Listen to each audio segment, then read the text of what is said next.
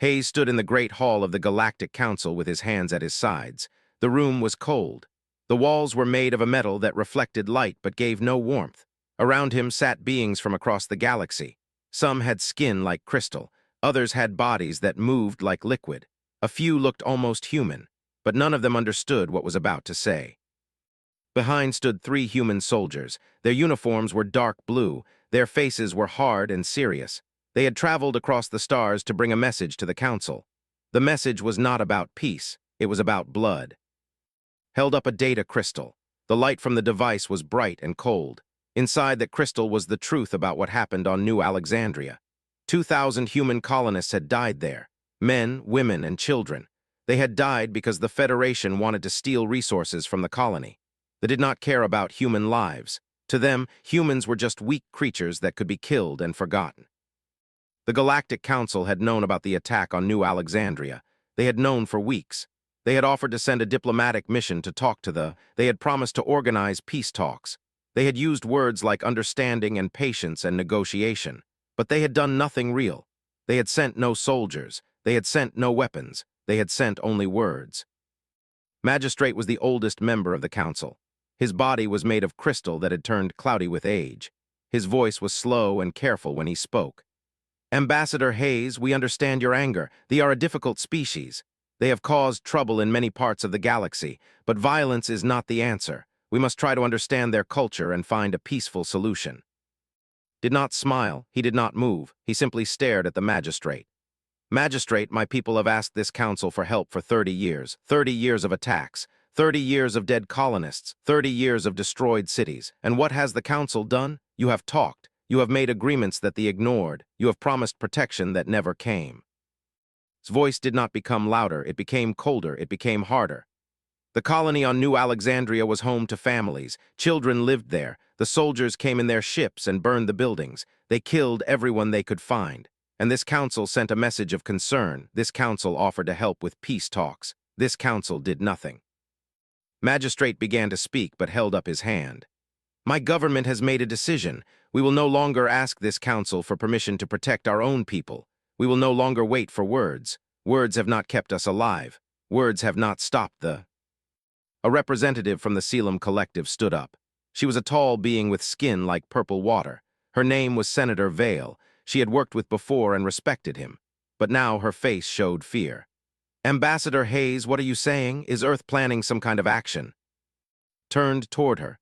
Earth is planning to defend itself. We are planning to make sure that no ship ever attacks another human colony. We are planning to end this war. The words hung in the air of the Great Hall. The soldiers behind stood even more still. They knew what was coming. They had trained for it. They had prepared their weapons and their ships. In a few hours, the largest military operation in human history would begin. A small crystalline being from the edge of the room made a sound like breaking glass. It was a sound of surprise and fear. The other council members began to talk all at once. Some were angry, some were frightened, some were curious. Admiral Cooper was waiting in a ship above the council station. He sat in the command center of the largest warship that Earth had ever built. The ship was called the Earth's Wrath. Its weapons were powerful beyond anything they had ever seen. Its computer systems were faster and smarter than anything that had come before. Looked at the countdown timer on his screen. They had 12 hours. In 12 hours would be off the council station and on his way home. In 12 hours, the attack on the Federation would begin. Thought about the people on New Alexandria. He had friends there. He had met some of them when he visited the colony 2 years ago. They had shown him the schools they had built. They had shown him the farms where they grew food. They had shown him their homes, and now all of that was gone. They did not understand mercy. They did not understand human compassion, but they would understand this. They would understand power. They would understand that when you hurt humanity, humanity would hurt you back. Opened a channel to all of Earth's military ships that were hidden in the darkness of space near the Federation. There were 200 ships. Each one carried soldiers and weapons. Each one was ready to fight. Each one was ready to make the pay for what they had done. All units prepare for operation, said. His voice was steady and cold. In 12 hours we begin the attack. We will hit every position simultaneously. We will destroy their military bases. We will damage their production facilities. We will show them that Earth is not a species to be hunted. We are a species to be feared. The officers in each ship confirmed that they understood. 200 ships became 200 weapons pointed at the heart of the Federation. Back in the Galactic Council, walked out of the Great Hall. The Council members did not try to stop him. Some of them had realized what was about to happen. Others were still talking, still arguing, still believing that more words might change what was coming. Did not care what they said. In a few hours, the galaxy would change forever. They had killed innocent people. They had destroyed entire colonies. They had thought they could do this without consequences. Earth had decided that there would be consequences. Serious consequences. Harsh consequences. The kind of consequences that would make every species in the galaxy think twice before attacking human settlements. As Shuttle climbed towards space, he looked back at the Council station below. It was getting smaller. Soon it would disappear from view. By the time he reached Earth's wrath, the attack would have already begun. The age of Earth begging for protection was over. The age of Earth defending itself with complete and total force was beginning. Captain Martinez sat in the command chair of the battleship. Around her were screens showing the space in front of the Prime, the main planet where the Empire had been born. The planet was large and red. It had 3 moons, and it was the center of power for an empire that had hunted humans for 30 years. The first attack was scheduled to begin in less than 1 hour. Hands were calm. Her mind was clear. She had prepared for this moment for her entire military career. She had studied tactics. She had learned how they fought. She had seen videos of their attacks on human colonies. She had watched families run from burning buildings. She had heard the screams of dying children in the reports sent back to Earth. Now it was time to answer. Opened a communication channel to her entire fleet. She had 17 warships under her command. Each one carried 200 soldiers. Each one had weapons that could destroy installations from millions of kilometers away. All ships, this is Captain Martinez. We begin in 1 hour. Our mission is clear. We will destroy the military production facilities on Prime. We will cripple their ability to launch attacks. We will make sure that no more humans die because of weapons. Are you ready? The responses came back quickly. Every single ship confirmed readiness. Felt a strange sense of calm. There was no fear. There was no doubt. There was only the certainty that they had brought this upon themselves. They had no idea what was coming. Their sensors were not advanced enough to detect Earth's ships hidden in the darkness. Their military commanders assumed they were safe. They assumed the Galactic Council would protect them if anything happened. They assumed Earth was too weak to be a real threat. They assumed wrong. Admiral Cooper watched the countdown reach 0. He pressed one button, one single button that would change the galaxy forever. 200 ships became 200 weapons. They fired at the same moment. The weapons were new. They were more powerful than anything they had ever encountered. They moved faster. They hit harder. They were almost impossible to stop. The satellites above their worlds suddenly went dark. The communication networks that connected their military bases began to fail. The production facilities that built their weapons started to burn. The Federation was being attacked. Captain Martinez watched her weapons strike their targets. On her screens, she could see the military installation below becoming smaller and smaller as explosions tore through its structure. The facility had employed 10,000 soldiers. Now it was nothing but fire and smoke and broken metal. "Excellent strike," one of her officers said. His name was Captain George Turner. He had lost his brother in an attack on a mining colony 3 years ago. Now he watched the coordinates of his targets light up green on the screen. They were paying the price. His fleet moved deeper into the system. They attacked the next target, then the next. Each installation that they destroyed was a place where weapons were built. Each explosion meant that fewer ships could attack human colonies in the future. They fought back. Their war machines launched from hidden bases and charged toward the human ships. But the technology was old. The tactics were slow. There were no match for the speed and power of Earth's military. The human ships moved with perfect coordination. Each captain knew what the other captains would do. Each weapons officer fired with deadly accuracy. The space around Prime became a graveyard of broken ships. Back at the Galactic Council, the news of the attack arrived like a thunderbolt. Within minutes, every screen in the council chambers showed what was happening around Prime. The council members watched in shock as an entire military fleet was destroyed. The Federation, which had been strong and powerful for thousands of years, was being torn apart by human weapons. Magistrate stood up from his position. His crystalline body shook with anger and fear. This is impossible. How did Earth hide such military power? How did we not see this coming? Senator Vale from the Selam Collective spoke quietly. Because we did not believe they were capable of it, because we thought they were weak, because we were wrong. The other council members had no response. They could only watch as the Empire burned. At the same moment, news reached Earth. The attack had begun successfully. The first phase of the operation was complete. 100 military installations had been destroyed. The manufacturing centers were offline. The military fleet was dying in space. President James Riley sat in his office and watched the reports. Around him were his military advisors and his government ministers. There were celebrations happening in the streets of Earth's major cities. Humans were cheering. They were celebrating the fact that finally, after 30 years, they were paying for what they had done. But President Riley did not celebrate. He knew that war was not something to celebrate. He knew that even the who had killed so many humans did not deserve to be completely destroyed. But they did deserve to be stopped, and they were being stopped. Martinez's fleet moved toward the second phase of the operation. More installations existed deeper in their territory. More weapons needed to be destroyed. More military bases needed to be neutralized. As her ships traveled, thought about the families on New Alexandria. She thought about the children who had been in those buildings when they came. She thought about the parents who had died trying to protect them. She thought about the fact that those people would never come home, but the soldiers who had killed them would never do it again. The human fleet struck again and again. They tried to gather their remaining ships and make a stand. It was a disaster for them. Human technology was too advanced. Human tactics were too smart. They were being crushed. After 3 days, they stopped launching new attacks. Their military was broken. Their production facilities were destroyed. Their empire was crumbling around them. Received a message from Admiral Cooper. It was simple. It was final. Excellent work, Captain. Stand by for further orders. They are preparing to surrender. We have done what we came to do. Looked at the screens showing the space around Prime. The fires were still burning. The destroyed ships still floated in the darkness. The Empire was no more. And humanity had done it, not the Galactic Council, not the ancient civilizations. Humanity had done it.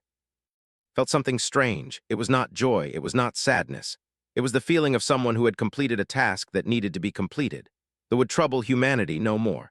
The weight of consequence was now on the shoulders, and they would have to carry it for a long time. 2 weeks after the attack began, Hayes returned to the Galactic Council. This time he was not alone. With him came Admiral Cooper. The Admiral was tall and strong. His uniform was decorated with medals from battles across the galaxy. His presence filled the room with a sense of power that made the council members uncomfortable. Walked to the center of the Great Hall and stood exactly where he had stood before. But now the room was different. The council members looked at him with fear in their eyes. Some of them looked away when he stared at them. Magistrate members of the council, I have returned, said. His voice was strong and clear. I have returned to inform you that the military operation against the Federation is complete. The Empire has surrendered unconditionally. Their military has been destroyed. Their weapons production has been halted. Their ability to attack human colonies is finished. Magistrate tried to speak. His voice shook. Ambassador Hayes, you have violated every law of this council. You have attacked a member species without authorization. You have committed acts of war against the orders of this body. This is unprecedented. This is a crime against the galactic community. Did not flinch. He did not show any sign of fear or doubt. Magistrate, for 30 years they attacked human colonies. For 30 years this council offered words. This council offered diplomatic solutions. This council offered patience. And for 30 years humans died. Thousands of humans were killed. Entire colonies were destroyed. And this council did nothing that mattered. His voice became harder. It became colder. You speak of laws and authorization, but there is a higher law than the laws of this council. There is the law of survival. There is the law of protecting your own people. When a parent sees their child in danger, they do not ask permission from a committee. They act. They protect. They do whatever is necessary. The council chamber became very quiet. No one wanted to interrupt. Everyone was afraid of what he might say next. They have surrendered, continued. We are treating their soldiers with respect. We are providing them with medical care. We are allowing them to communicate with their families. We are not committing genocide. We are not committing atrocities. We are simply showing the galaxy what happens when you attack humans and think there will be no price to pay." A representative from the trade union stood up. They were a peaceful species who had always supported the Council's approach of negotiation and patience. The representative looked at with eyes full of concern. "Ambassador, are you saying that Earth no longer respects the authority of this Council?" "I am saying that Earth respects the Council as a forum for discussion," replied. "But I am also saying that Earth will protect itself when the Council fails to do so. You have had thousands of years to maintain peace in this galaxy, and yet we still have species like the attacking and killing. Perhaps it was time for a younger species to show you a different way." Admiral Cooper stepped forward. The admiral was even more intimidating than he had commanded the operation that destroyed the military. He had ordered the attacks. His hands had the blood of thousands on them, but his face showed no regret. His eyes showed no doubt. "I am Admiral Cooper of the Earth Defense Force," he said. His voice was deep and powerful. "I commanded the operation against the Federation. I made every decision about which targets to attack and when to attack them. If this Council wants to place blame, place it on me. But understand this, I would do it again. I would do it 10 times over if it meant that no more human children would die in attacks." The Admiral looked directly at Magistrate. "You failed your purpose, Magistrate. Your purpose was to maintain peace and protect the members of this Council. You failed. You allowed a species to commit repeated crimes. You failed to stop them. And when we took action to stop them ourselves, you call us criminals. I call that hypocrisy." A crystal being from the far side of the galaxy made a sound like breaking glass. It was an expression of distress or anger. Other council members began to speak at the same time. Some were angry, some were frightened, some were impressed by the boldness of the humans. Raised his hand and spoke again. "They are now under the administration of Earth. We will restore their government, but under human supervision. We will disarm their military. We will ensure that they never again become a threat to any species in this galaxy, and we will do this with or without the approval of this Council." Magistrate stood up. His crystalline body trembled. "This is a direct challenge to the authority of the Galactic Council. We will not tolerate this behavior from a younger species." "Then what will you do?" asked. His voice was calm. "Will you attack Earth? Will you commit to a military conflict against a species that has just proven its ability to defeat a multi-system empire? Will you send your old ships and your tired soldiers against human warriors who are faster, smarter, and more powerful than your military commanders?" Paused, he let his words hang in the air. "I do not think you will. I think you will sit in this chamber and talk about what we have done. I think you will create committees to study our actions. I think you will offer us criticism and warnings. And I think Earth will continue to do exactly what we believe is right, with or without your blessing." Over the next few days, the news spread through the galaxy. Every species heard what had happened. Every government received reports about the fall of the Federation. Every military commander studied the videos of the human attack and realized something terrifying. A younger species, one that they had considered weak and inexperienced, had revealed military capabilities that no one had suspected. Some species were relieved. They had suffered under attacks for generations. They were happy that someone had finally stopped them. Other species were afraid. If Earth could hide such power, what else were they hiding? What other capabilities did they possess? The Galactic Council was no longer in control of the situation. They had lost authority. They had lost power. They had lost the ability to shape events in the galaxy, and it had all happened because of one attack. One coordinated strike by a species that they had underestimated. And Admiral Cooper left the council chambers that day. They did not stay to listen to the debates and the arguments. They did not care what the council members said. They had proven their point. They had shown their strength, and the entire galaxy was watching. Behind them, Magistrate looked at the empty seats where the humans had been. He realized that something fundamental had changed. The Galactic Council had ruled for 5,000 years. In that time, no species had challenged them openly. No species had them so completely, but Earth had done both. And the Magistrate was afraid. He was afraid of what would come next. He was afraid that the age of the Council was ending. He was afraid that a new era was beginning. An era where power came not from words and agreements, but from the strength to enforce your will upon others. The age of the Galactic Council was over. The age of Earth had begun. 6 months had passed since the fall of the Empire. Admiral Cooper stood in a room that had once belonged to the military commander. The walls were from weapons fire. The floor was still dusty from explosions. This building had been the center of power for an empire that had killed millions of beings across the galaxy.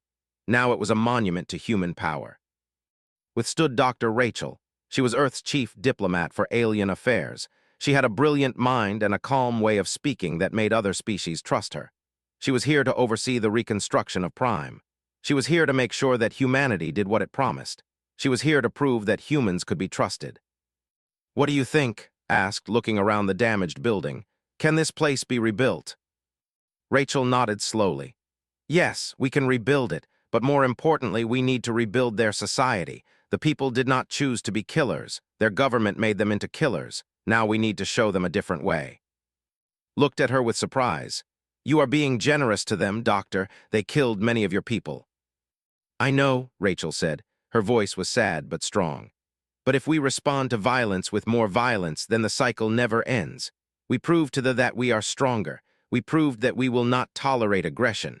Now we need to prove that we are also capable of mercy." Over the next months, Earth's military presence on Prime changed. The occupation became a partnership. Human soldiers worked with officials to establish new laws. Humans brought in engineers to rebuild the destroyed cities. Humans sent teachers to help educate the next generation of. The prisoners of war were treated with respect. They were given food and shelter. They were allowed to meet with their families. Some of them were given the choice to work on reconstruction projects. Many of them accepted. They saw that humanity was not trying to destroy them. Humanity was trying to change them. President James Riley addressed the United Nations of Earth about what had happened. His speech was broadcast across the entire planet. Every human heard what he had to say about their place in the galaxy. "Today, Earth stands as an equal among the stars," President Riley said. His voice was strong and confident. "We have shown that we will protect our people. We have shown that we will fight against aggression. We have shown that we can defeat any enemy that threatens us." The president paused. He let the moment become serious. "But we have also chosen to show the galaxy something else. We have chosen to show mercy. We have chosen to rebuild instead of destroy completely. We have chosen to help them become a better species instead of simply crushing them beneath our feet. This is what makes us different from the species that came before us. The Galactic Council ruled through fear and words. They were powerful, but they were also weak. They could not they could not protect the innocent. But we could, and we did. Now we are going to show them that strength without wisdom is just as bad as weakness without courage." Back in the Galactic Council, the other species began to reconsider their relationships with Earth. Species that had ignored humans for centuries now wanted to negotiate trade agreements. Military leaders who had considered humanity insignificant now wanted to discuss military alliances. Governments that had thought Earth could be ignored now sent ambassadors to Earth seeking partnerships. The power structure of the entire galaxy had shifted. It had shifted in just 6 months. It had shifted because of one military operation. It had shifted because Earth had shown the will to act when others only talked. Hayes worked quietly in the background. He did not boast. He did not demand tribute from other species. He did not try to expand Earth's territory or power. Instead, he helped to establish new systems that would prevent situations like the conflict from happening again. "We should create a new defense framework," proposed to the Council. "A system where younger species have the right to defend themselves without asking permission from this Council. A system where the Council provides support instead of preventing action." Many Council members opposed this idea, but they were afraid to oppose it too strongly. They were afraid that Earth might withdraw its support for the Council entirely. They were afraid that Earth might take over the Council completely, so they agreed to consider's proposal. On Prime, life was slowly returning to normal. The people were rebuilding their cities. They were establishing new government systems based on human guidance. They were learning that a species could change. They were learning that war was not the only way to solve problems. The military commanders who survived the war were faced with a choice. Some of them chose to work with the humans to rebuild their society. Others chose to flee and hide in distant parts of the galaxy. A few chose to accept their fate as prisoners and wait to see what would happen to them. Admiral Cooper and Dr. Rachel walked through the new city together. The buildings had been rebuilt. The streets were clean. Children played in parks that had been damaged by war but were now being restored to life. "Do you think we did the right thing?" Rachel asked. Looked at the children playing. He thought about the children on New Alexandria. He thought about the fact that those children were gone forever. He thought about the fact that these children would never experience the same horrors. Yes, said, we did the right thing, we stopped them, and now we are showing them how to become something better. That is what strength with wisdom looks like. As they walked, saw something that surprised him. A soldier and a human soldier were standing together, looking at plans for rebuilding a hospital. They were talking. They were working together. They were showing that enemies could become partners. This is what will last, Rachel said, noticing the same thing. Not the battles, not the weapons, not the military victories. This, a species learning from the humans who defeated them, a species choosing to become better. President Riley's words echoed through the minds of everyone who had heard them. Strength without wisdom was just as bad as weakness without courage. That was the lesson that the galaxy was learning. That was the lesson that they had learned. That was the lesson that Earth was teaching to the entire galactic community. The age of the old council was ending. The age of a new order was beginning, an order where younger species had power, an order where mercy could exist alongside strength, an order where winning a war was not the same as winning peace. Back in the grand halls of the Galactic Council, Magistrate sat alone in his chamber. He was watching reports about the reconstruction efforts on Prime. He was watching videos of human soldiers and workers building new buildings together. He was watching the future of the galaxy being created before his eyes. And for the first time in 5,000 years, the magistrate realized that the council might not be in control of that future. The council might not even have a role in shaping it. The future would be shaped by Earth. The future would be shaped by the young species that had proven it could act when the council could only talk. The magistrate closed his eyes. The age of the council was truly over. 1 year had passed since the last human ship left the orbit of Prime. 1 year had passed since Admiral Cooper ordered his fleet to stand down. 1 year had passed since the galaxy fundamentally changed. Now the Galactic Council was meeting for their annual assembly, and everyone could feel the difference. Hayes walked through the halls of the council station with the confidence of someone who knew they held real power. Other ambassadors stepped aside to let him pass. Some looked at him with respect. Others looked at him with fear. All of them looked at him with recognition that something had shifted. The council chambers were fuller than they had been in centuries. New species had applied for membership. Younger species that had been ignored before now demanded representation. The structure of galactic government was changing because Earth had forced it to change. Magistrate sat in his seat and watched approach. The magistrate was even more ancient than he had been a year ago. The weight of watching his power slip away had aged him. His crystalline form had developed new cracks and cloudy areas. Ambassador Hayes, the magistrate said. His voice was still careful and measured, but it had lost its authority. I trust you have had time to reflect on the events of the past year. Sat down without being invited. No one had ever done this before in the council chambers. The magistrate had the power to demand respect, but that power was gone now. His action made this clear to everyone in the room. I have reflected, magistrate, said, and I have realized that the council was right about one thing. You told me that I would need to learn patience. Well, I have learned it. Earth is patient now. We are waiting to see what the council will do with this new reality. We are waiting to see if the council can adapt. We are waiting to see if the council can become something useful instead of something that only makes empty promises. The council chamber became very quiet. No one had ever spoken to the magistrate with such disrespect, but no one tried to stop either. Everyone understood that Earth could not be stopped. Continued speaking. Over the past year, we have worked with it to rebuild their society. We have shown mercy to those who killed our people. We have demonstrated that humans can be trusted to use power responsibly. We have shown that military might and moral wisdom can exist in the same species. Paused and looked around the room at all the council members. But we have also shown something else. We have shown that the council is not needed to maintain peace. We have shown that younger species can manage their own affairs. We have shown that a single committed civilization can change the entire balance of power in the galaxy. A representative from the trade collective stood up. Ambassador Hayes, are you saying that Earth no longer needs this council? Not exactly, replied. We are saying that Earth will support the council if the council becomes something worth supporting.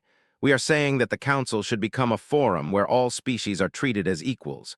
We are saying that the Council should support younger species in defending themselves instead of telling them to wait for permission. Over the following days, the Council debated its proposals. Some members wanted to vote immediately to accept Earth's ideas, others wanted to resist, but they all understood that resistance was futile. Earth had the military power to enforce its will. Earth had the moral authority from what it had done on Prime. Earth had the future on its side. In the end, the Council voted to reorganize itself. The changes would be implemented slowly, but they would be implemented. Younger species would have more voting power. Defense protocols would change to allow individual species to act without Council permission in cases of direct threat. The era of the Council making decisions for the entire galaxy was ending. Did not celebrate. He did not demand position or title. He simply returned to his work. He helped other worlds that had been damaged by He helped establish new trade routes between species. He helped build a better galaxy, one partnership at a time. In a chamber away from the main council halls, an old crystalline being sat alone. This being had served on the council for 500 years. She had watched empires rise and fall. She had guided younger species toward civilization. She had believed that the council represented the best that the galaxy had to offer. But she had been wrong, or at least the galaxy had moved beyond what the council could offer. Her name was Keeper Vessel, and she was the oldest living member of the council. She had been there when humans first joined the galactic community. She remembered how they had looked then. Young, hopeful, eager to learn, almost helpless in their inexperience. Now they were something completely different. They were strong. They were wise. They were the future. Keeper Vessel reviewed the reports from Prime again. She looked at videos of human soldiers training with warriors. She looked at reports about human teachers working in schools. She looked at economic data showing how human technology and resources were creating new prosperity in that region of the galaxy. This was what impressed Keeper Vessel the most. It was not that Earth had won a military victory. It was that Earth had chosen to use that victory to create something positive. It would have been so easy for humans to simply dominate It would have been so easy for them to extract resources and leave in chaos. But they had not done that. They had made the hard choice. They had chosen to help. They had chosen to build. They had chosen to create a future instead of just winning a war. Keeper Vessel made a decision. She would recommend to the Council that Earth be given greater representation. She would recommend that Hayes be made a full voting member of the Council with the same power as any ancient species. Some Council members would oppose this, but Keeper Vessel no longer cared what the other old members thought. The future belonged to species like Earth. The future belonged to younger civilizations that could learn from the mistakes of the past. The future belonged to those with the strength to act and the wisdom to know when to show mercy. In the grand halls of the station, ambassadors from dozens of species were negotiating new agreements. Earth was at the center of these negotiations. Earth was the standard against which other species measured themselves. Earth was the proof that a young species could become great. The silence in the council chambers was different now. It was not the silence of a body that controlled the galaxy. It was the silence of a body that was learning to listen. It was the silence of ancient powers recognizing that they were no longer the most important voices in the room. Hayes did not think about this silence. He was too busy working. He was too busy building partnerships and alliances. He was too busy creating the future that humans had earned through their courage and strength. But he knew it was there. He could feel it. The entire galaxy was listening to what Earth said and did. The entire galaxy was watching to see what humans would do next. And knew that Earth would not let them down. Earth had proven itself. Earth had shown both its strength and its wisdom. Earth had earned its place as a major power in the galactic community. The age of Earth had truly begun. The age where humanity was not asking for a seat at the table. The age where humanity was building its own table. The age where the galaxy would learn to respect and fear and trust in the power of humans to do what was right. Aboard the Earth's Wrath, Admiral Cooper looked at reports coming in from across the galaxy. Species were requesting military alliances with Earth. Governments were seeking trade partnerships. Younger civilizations were asking for Earth's help in defending themselves against aggression. Smiled, there had been a test. Humanity had passed that test. Now the galaxy would learn what it meant to have a true ally. The galaxy would learn what it meant to have friends who were strong enough to protect you and wise enough to use that strength carefully. The silence of the Galactic Council spoke louder than any words ever could. It spoke of a new era. It spoke of the rise of humanity. It spoke of a future that would be shaped by the actions of a young species that had learned the most important lesson of all. The lesson that true strength came not from the size of your weapons, but from the wisdom to know when to use them and when to show mercy instead.